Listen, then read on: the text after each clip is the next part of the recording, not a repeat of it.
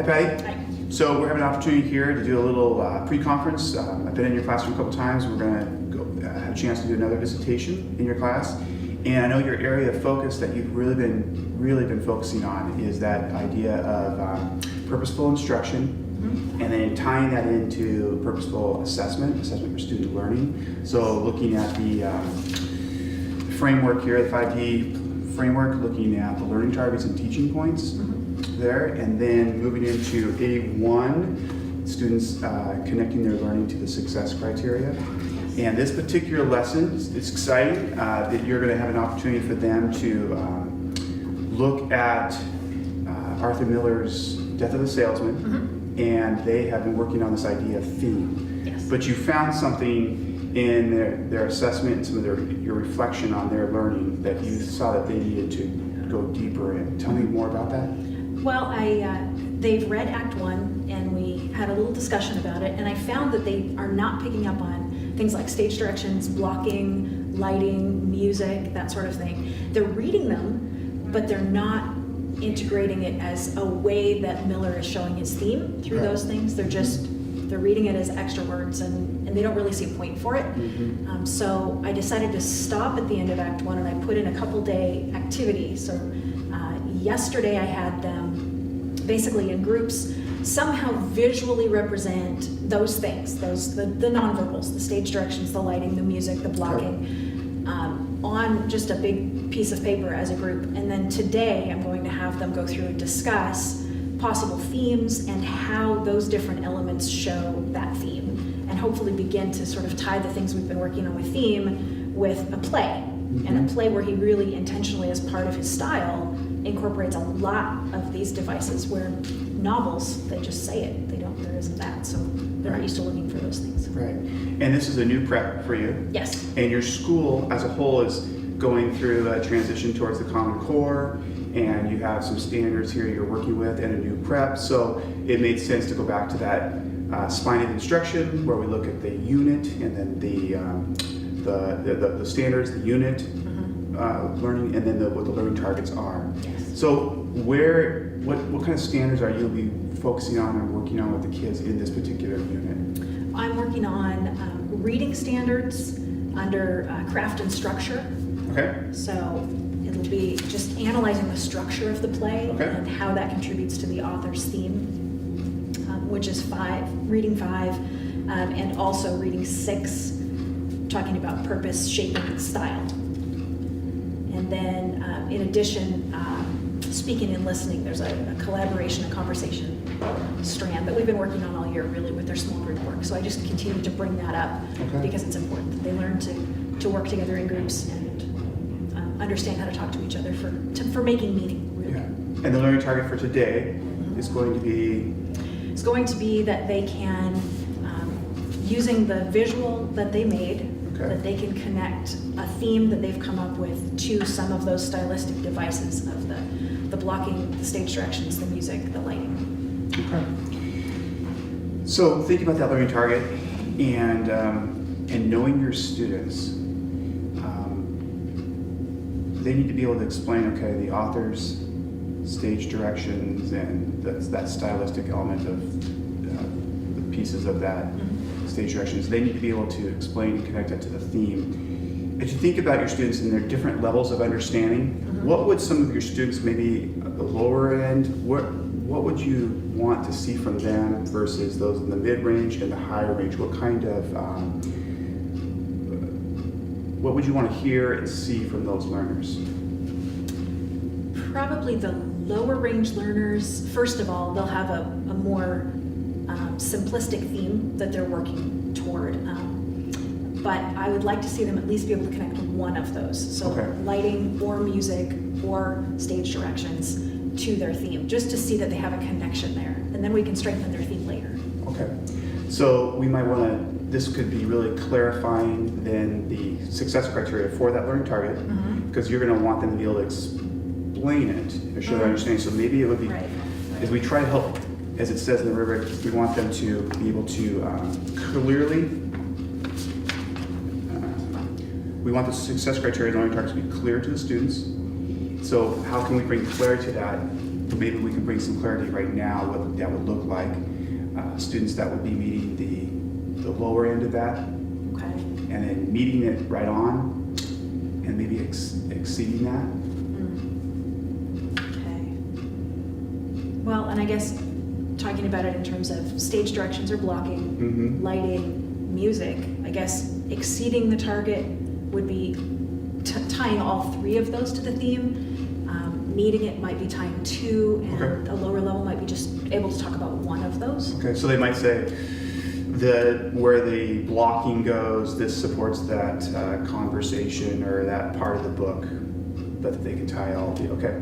So, yeah, I think clarifying that could be really helpful for the kids, Okay. the students, so they might know kind of where they're at. And you've also talked about this idea of themes. Tell me a little bit about the range of understanding about themes that high schoolers might have. Wow, they're all over the board. Okay. I try really hard to tell them that a theme is a sentence and not a word. So don't tell me that the theme of something is love. Okay. What's the author saying about love? So I can see I might have, from a lower end student, it might be something like, the American dream can't be achieved, which I don't agree with, but by the middle of the play, it isn't achieved. So I'll work with their American dream idea, which I think is a good one. An upper level student might talk about how living in a fantasy world or living in the past will not allow somebody to move forward into the present. And that's a really good theme that really carries through the whole play. Okay. So maybe making that clear to students also is that there is a range of complexity of themes. Okay. So they're really wrestling with some rigorous material in this text. In what ways are you thinking you might have the students actually demonstrate this learning? Well, I'm going to go around to every group and listen to what they're talking about, Okay. push their conversations a little bit. So I guess that's the lesson demonstration.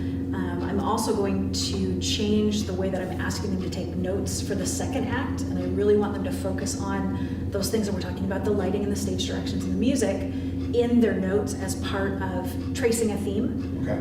So I will see individually as we go along, and then at the end they will be writing an essay that focuses Okay. on style and theme together. Okay. So multiple sources there.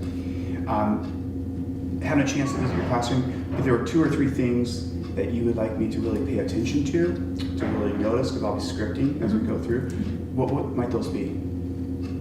Well, one is most of these kids really like to talk.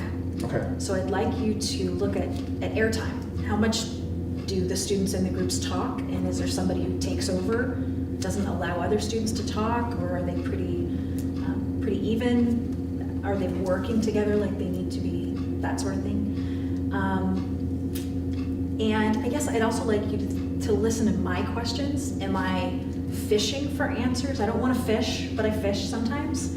Or am I really probing and giving genuine thinking opportunities to students? So that kind of goes here to that SE1, quality of questioning. Teacher occasionally asks questions to probe and deepen the students' understanding for uncover misconceptions. And then here, moving towards proficient teachers, it's just the students in clarifying their thinking with one another. And then it distinguishes students actually questioning one another. So right here, kind of that idea of you're trying to uncover misconceptions for them, probing their thinking, and helping them clarify their thinking. Yes. Without leading them, without just trying to expect one answer. Right. Because here we're talking about some bigger ideas of themes in this novel. Yes. Okay, that would be great. And then we'll have a chance, I will script it as we usually do, and have an opportunity to kind of look at that script and look for evidence of that. And then when we come back, we'll look at kind of the different observations and some of the walkthroughs and some of the opportunities to visit your PLC, and we'll talk kind of where we're at in the whole inquiry process. Okay. And do kind of a formative feedback time. Okay. That'll be our next time. All right, Great. thank you. Sounds good. Thanks. Well, hello, Patty. Thank you for the visit, the most recent one. That was great, and we had a chance to talk a little bit before that, and I had a chance to get some feedback. I have a script right here that I had a chance to send you, so you've had a chance to look that over, and we'll go through that and point to some of those, what the evidence suggested and some of the things we can learn from that. But also the purpose of our time here is, again, to look at that area of focus in the area of purpose, learning targets, and teaching points. and how it is leading into the A1 and A2 of assessment. And then as we kind of talk about some of these things, we will then, at the end of this conversation, have possibly a new focus for the second inquiry, or we can kind of continue in this area there. So we'll kind of see how that goes. Okay. And as a school, again, focusing on Common Core this year, making that transition, new preps for you, new content that you're teaching. You've really been focusing, again, like I said, P4, 5, A1, 2, and 3 in the 5D CEL framework. And I've observed you a number of times, and there are some real strengths that I see that are going on in the classroom with the students. You have used that dialogue, that routine for dialogue for student engagement area, used it really well to help kids, I think, grow in their understanding and their learning. We're talking here in the area, and I know this wasn't your area of focus, but I think it's something that you're really coming back to and using when you look at SE1, the kinds of questions you're asking those groups and their probing of their thinking. For instance, there was a time where here's some of the evidence from this is one of the student pieces of work that we had. You ask kids to read their themes, and then when they read their themes, now how does that theme connect with the stage directions that are on here? And you ask that question, and then you see the kids were thinking, and then they started that conversation back and forth in those groups. And there's one time where you just kind of left and you moved on, and you asked me to listen carefully to, was there any kids that were dominating that time, or were there any kids that were kind of not participating? And what I saw was there were definite leaders in that group that were leading more of the conversation. Right. And then, but they would ask questions of one another, which kind of led to this next one here, SE6, where students are reflecting and using each other to help support new ideas, their conversation. So for instance, I think it was Sean in the third group, he said happy he has never been able to get that appreciation from his family, from his father, from people in the business. He paused, and I can't remember what her name was, Sherry? Yes. Okay, Sherry said, well, that's what makes him a sad character. Right. And he goes, and that's what's ironic about it. It was just that dialogue back and forth, kids making new ideas and using each other. So that's a real strength of what's going on in the classroom. You want that dialogue, you want kids learning from one another, and that's what's happening because you're probing, your questions, and then their conversation. And you've got their routines down. You really want them, what are some of the things you're expecting them to do in those small groups? Well, I always give them topics to talk about or particular areas that I want them to flesh out for each other. Yes. So they have somewhat of a structured conversation, but it's up to them to decide who speaks, how long they speak, and who clarifies an idea, that sort of thing. I want weaker students to learn from stronger students, and so I do make them take notes. Yes. And it's interesting to see because the weaker students will take more notes than the stronger students because they are gathering a lot of thought processes into their notebooks. And then when they go to write the essay later on, they have so much more to draw from than if they were the only ones doing their thinking. So what I saw, if you look at this group, in group 2, I believe it was, well, actually it was group 3, there were 4 girls in the group, and one of them was leading a conversation, and 2 of them were taking notes. Yes. And they were also looking in the eye. They formed their groups really quickly.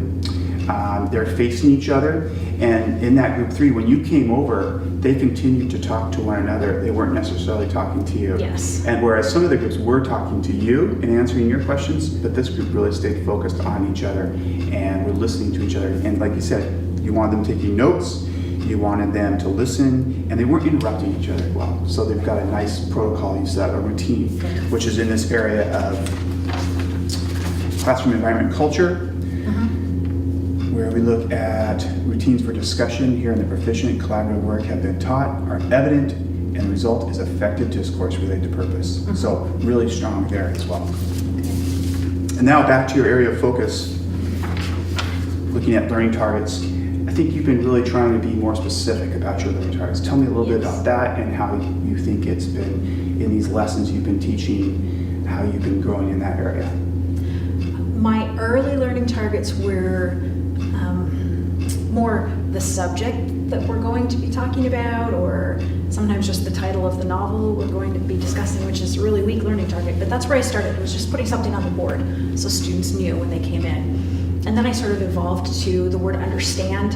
That was my favorite word for a very long time. I want you to understand the theme of the novel, or understand how the characters are used, or understand symbolism. And then it kind of dawned on me that that's not very measurable. I can't climb inside their head and see if they understand. So I had to find a different way to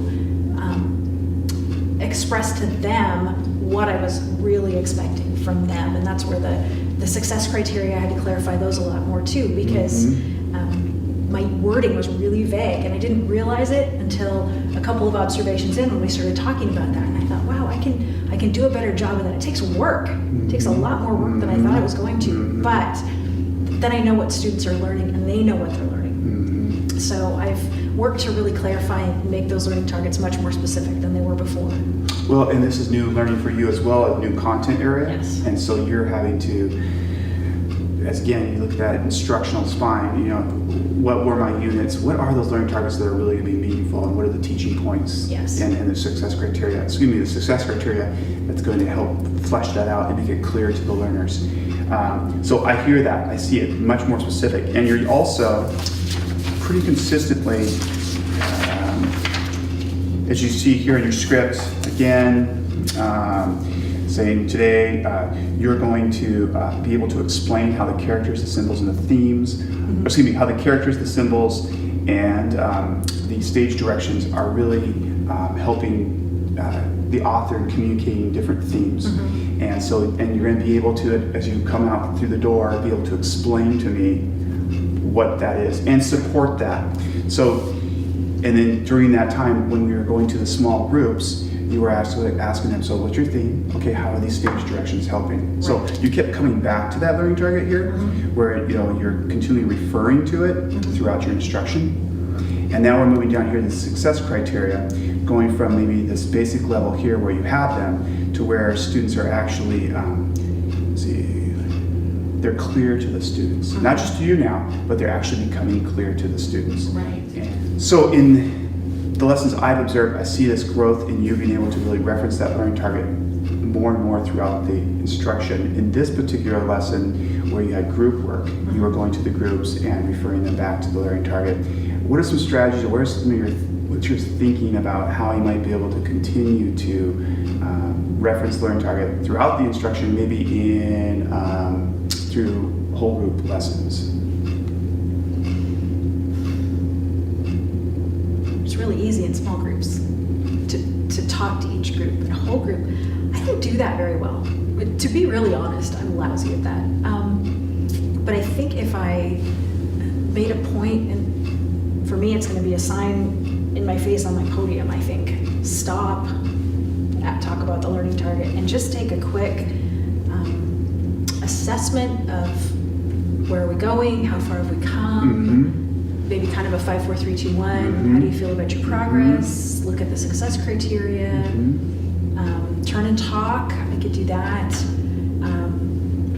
Think, write, pair, share. I could do that. I mean, I think there are some things I could insert in the middle of each lesson to just have them reflect on the learning target. And I think what that would do for me, because my tendency is to start with a great learning target and then to get a little bit off from it. So by the time I get to the end and I assess, I'm not necessarily maybe assessing the learning target I started with. So I think that would be a good thing for me to keep me on track for the whole lesson, and then make sure that I talk about it again at the end.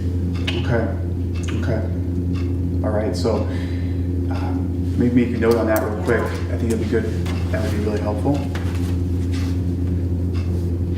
So as we think about P5 here, success criteria, and the performance tax, as students are becoming more and more clear as to what the success criteria are in relation to the learning target, using those, having students use those and refer to those to help them understand their own improvement and improve their learning.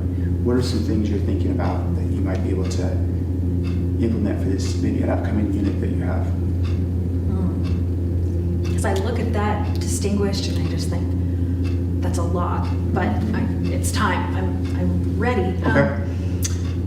maybe some system for them to sort of chart their growth. And if my learning targets and my success criteria are somewhat consistent, because in an English class, I want students to learn how to find symbols and explain them. And so that will come up several times. Mm-hmm. And if every time I'm asking them to go deeper in that idea, they should be able to sort of chart growth over time. Yes. Over the course of Right. a unit, Mm-hmm. even over the course of a year. And I heard an idea the other day that I kind of want to try, which is giving students a learning target and having them brainstorm the success criteria so that they start to think in the same terms that I'm thinking of. And then together we decide, yes, that's an appropriate success criteria. And then I think they would have a lot better handle on what that means if they've had to come up with it. So if I work that in a few times, then it becomes kind of a thinking routine for them. Yes. And they can decide if my success criteria matches what they think it should be, and be able to start assessing themselves maybe that way. Also building a real ownership in the learning. That's true. Kids are you're releasing that responsibility to them to begin to think, okay, what would be meeting standard look like? Right. What would it sound like? And they're actually taking ownership of that learning, which is a big idea that we want to try. Yes. Have them become their own agents of learning. Yes. Okay. Well, let's get that down. Success criteria. And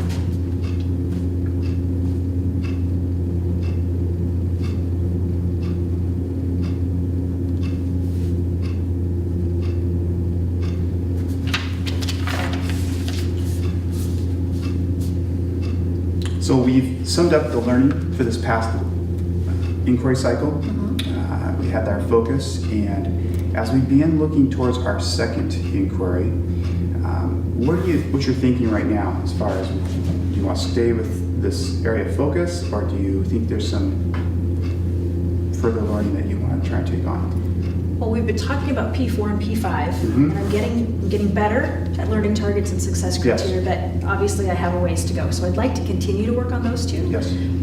But then I was looking at assessment, and I think I'm getting better. My area was A1, A2, and A3. So I have, students self-assess, and I get better and worse, but it's a skill we're developing. And I think I give lots of opportunities for formative assessment and assessment tasks, and they can demonstrate their learning. So I'm feeling much more comfortable with A1, 2, and 3 than I was before. But in looking at pushing my learning in P4 and P5, I think that ties right into A4, 5, and 6. I think students using their data, self-assessing, and I need a collection system. I need a way to, I do formative assessment, but I don't have a way to collect it right now, and I don't use it very well, and I know that, partly because I don't have a way to collect it. So I kind of like to move into 4, 5, and 6, but keep it tied with P4 and P5 and strengthen those areas as well. So thinking back to the lesson that we just had a chance to visit, with the small groups, and think about a collection, some sort of observable collection system, knowing what your target is and the success criteria. You have any kind of ideas of what an observable system might look like as you're going from group to group? Well, for that one, because I really wanted them to focus on theme and then those stage direction ideas, I did make a point to listen to every student and question, what's your theme and how do you know? So I think for that, just maybe a seating chart and kind of a plus check minus system, or a 3-2-1 system, because we were talking about before with the success criteria, exceeds, meets, not quite there. Yes. And then just sort of look at the end. I have a sense of who gets it and who doesn't, but sometimes I wonder if my sense is based on who I know them to be more than what I saw them do. Right. And so I would have a really good sense of what it was in the moment. If I went back and looked at that, I would probably be surprised. Well, it's real authentic, listening to them and hearing them in that conversation. And you do have the script too for that particular one. Yeah. And I did my very best to try and get the names with those kids and what was being said. And I think that, could you see something like that then transferring into other lessons that you would be doing, using that any kind of a collection system? I think I will I don't do exit slips, but I think that would be a good something for me to do every once in a while. Okay. To get a little, maybe a deeper picture individually, with less pressure, so we don't have a group listening to what I say, but I can just put my ideas down on paper. And then maybe just calling on kids, popsicle sticks, that sort of thing, kind of at Okay. random, to make sure that I get a good sampling of everybody. So that's for A4, a couple of strategies there that you've come up with.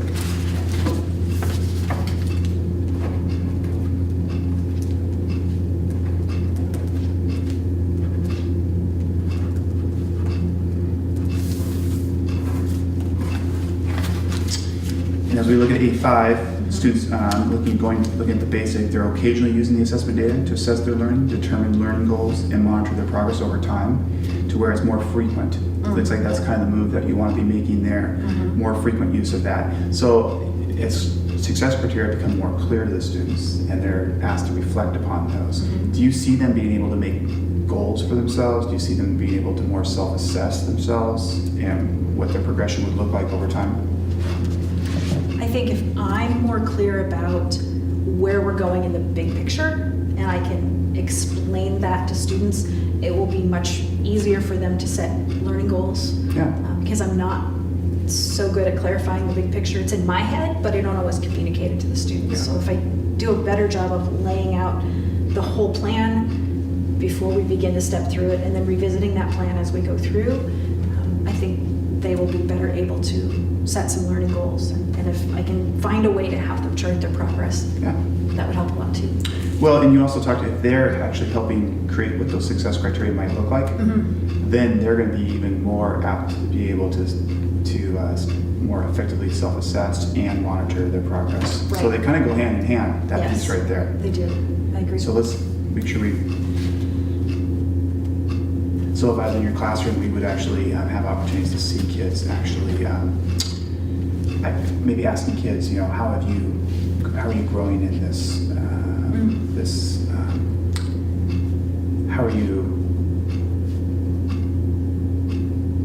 how's your thinking changing? What were you doing at the beginning? Now, what are you able to do because of this? What success criteria are you able to meet?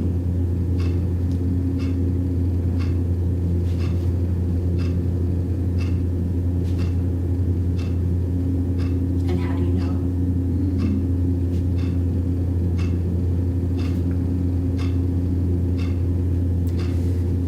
As we look at A6, I think it's going to be really clear. It's going to be really easy for you to make those kinds of changes based upon that formative feedback. And it's going to become real natural. Okay, well, they're not. This is still an area that we need to work on. Or, oh, they got this, and you're going to make that Right. quicker decisions. And so it'll be really easy. A6, being able to modify your assessments for the future. So it sounds like we got a plan for this next inquiry cycle. And again, opportunities, if you're ever having a chance with your PLC, you guys are talking about these kinds of things. I think you're kind of leading in some of these ways. And then I also think there's some folks in your group that could actually help you with some of this as well. And so I'd love to sit in on those conversations. Please let me know when that might be. And Great. then in the upcoming unit, if you want to think about times for me to come in and be able to get some snapshots Okay. of when kids are actually wrestling with these success criteria, I think that would be a great script and something we could have further conversation on. Okay. I'd love for you to be able to pull kids out in the hall and ask them some Okay. questions without me around, and Yes. just see what they have to say. I think that would be enlightening and hopefully supportive of what I'm doing. Yeah. But I think that would be a great thing for you to be able to do. I really appreciate your just reflection on this and how you're really making the connections between the personal instruction and the assessment for student learning and kind of moving through the different indicators and subdimensions. I think it's really helpful, and you're seeing a lot of those connections. So thank you for that. Yeah, I'm excited.